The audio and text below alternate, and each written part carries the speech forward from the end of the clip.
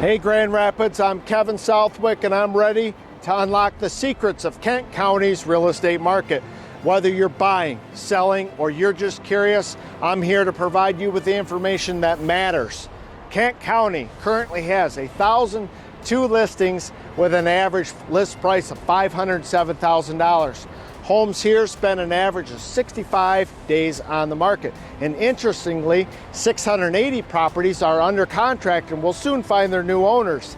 In the past 120 days alone, 6,972 properties were sold with an average sales price of around $387,000. This points to just a 1.7 month supply. And these properties were quick to move too, averaging 23 days on the market. Now you might be asking, Kevin, what's happening at the national level? We're in a continuously evolving market, okay, especially with the upcoming election. A recent survey revealed 23% of first-time buyers are waiting until after the election.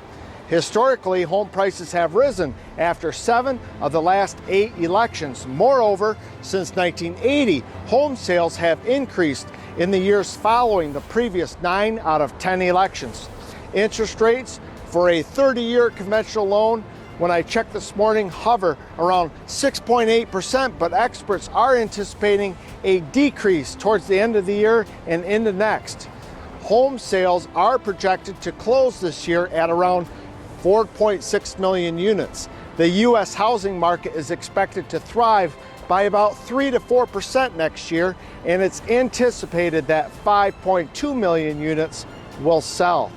This growth, although moderating, signals opportunities for buyers and sellers in the region, allowing for strategic planning and wise investments. As always, I'm here to guide you. Feel free to reach out if you have any questions about your real estate needs or the market in general.